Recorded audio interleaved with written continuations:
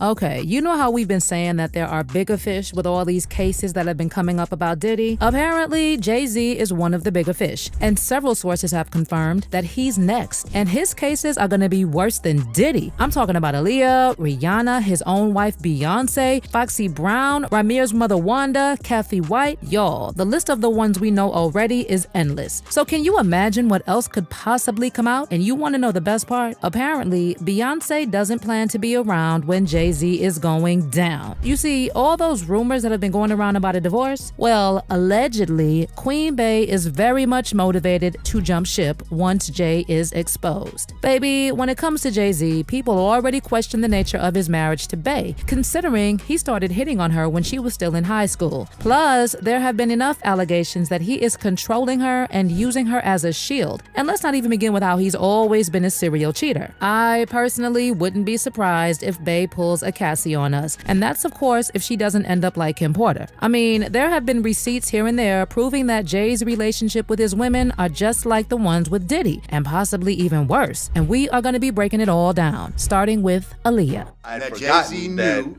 about what happened to Aaliyah. So when it comes to Aaliyah, when she had that tragic plane crash, a lot of people said that her death was just not adding up. And I think by now we can all agree that it was never an accident. Cause tell me why after the crash, it was confirmed much later that the small twin-engine plane exceeded its maximum weight limit by several hundred pounds. Plus, there was a man in the Abaco Islands named Kingsley Russell who said that he watched Aaliyah being taken on board the flight while she was asleep, knocked out by a pill that a member of her team had given her after she specifically said that she was not comfortable boarding the plane. The assumption has always been that Jay was the one who took out Aaliyah so that Beyonce could have a clear path to being the queen she is today.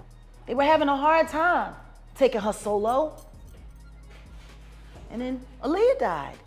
To a lot of people, the motive does make sense. Also considering back in the day, Jay-Z actually wanted to date Aaliyah, but Aaliyah was not quite into him. And instead of dating Jay-Z, Aaliyah went ahead and dated his friend Damon Dash. And that may have contributed to the reason why he had to take her out. Of course, Dame Dash also had to pay a very hefty price for ending up with the chick that Jay wanted. Look at how he did Dame. Like, I don't if you wanted to get away from your homie, if you wanted to get away from your partner, but to do it the way he did it, it's malicious. But maybe that was because he was a girl that didn't want you.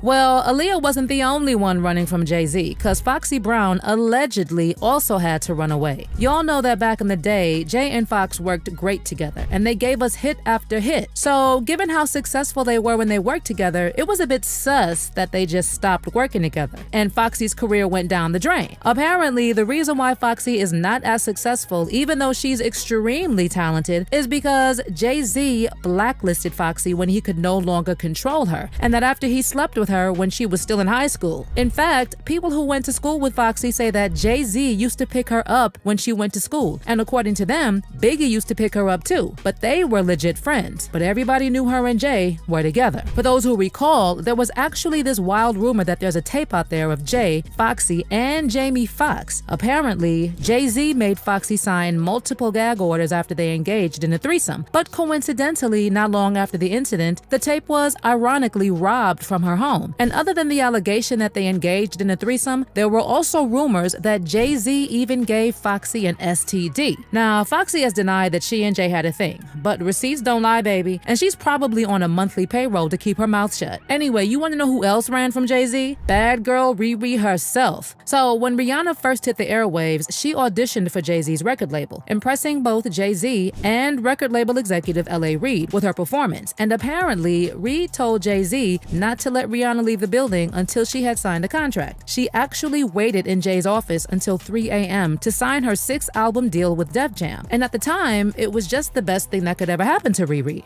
Working with Jay and having a collaboration with him is just one of those things that everyone dreams to do in their musical career. And here I am at 19 years old with the #1 single and featuring Jay-Z. It's just, I can't fathom it sometimes. It's just too much for me it's overwhelming sometimes. But that was allegedly until Jay-Z started hitting on Rihanna. And word on the street was that Jay actually had an affair with Rihanna. You know what happens when you refuse Jay's control? He sabotages you. And that's exactly what happened with Rihanna. There were allegations that Jay-Z went behind Rihanna's back and leaked her album Anti prematurely to help prop up his wife Beyonce's formation. Anti leaked on Tidal earlier than it was expected to, which led to Rihanna releasing it herself, offering up free download codes for fans to hear the album without paying for it. And apparently, Jay-Z did that intentionally. You know what? It's not just about the famous people when it comes to Jay-Z. There's actually a history which proves that Jay could actually be worse than Diddy. For instance, Rymir has been trying for almost a decade to try and get Jay-Z to take a paternity test to prove Jay is his father. I'm just asking everybody, all the judges or anybody who's working on the case, to do what's right and do their job the correct way, even if you overlook something or didn't see something. Everybody makes mistakes, as I said before, but it's time to actually do your job. But you know why Jay won't take that paternity? Because it will prove that he was hooking up with Rymir's mom when she was not yet of age. Okay, what happened was that Rymir's mother Wanda hooked up with Jay-Z in 1982 in his aunt's apartment in Brooklyn, New York, after Jay first picked her up in Philadelphia. And the story is that they used protection, but it failed. And other than a visit from him 2 weeks later, they never saw each other again. And Wanda had no idea how to contact Jay-Z after she got pregnant. Back in 2011, Wanda even filed a civil lawsuit in New Jersey seeking child support from Jay. But that lawsuit was ultimately dismissed because it was filed in the wrong state and was never refiled. Right now, Rymir is still trying to prove that Jay is his father. But like I said, he will never agree to a paternity test because it will prove Wanda's age when they were together. The only love child Jay-Z is secretly supporting is the one he had with Letitia Macer, because at least they were both adults when they hooked up. I've been hearing that Jay-Z was my father all my life.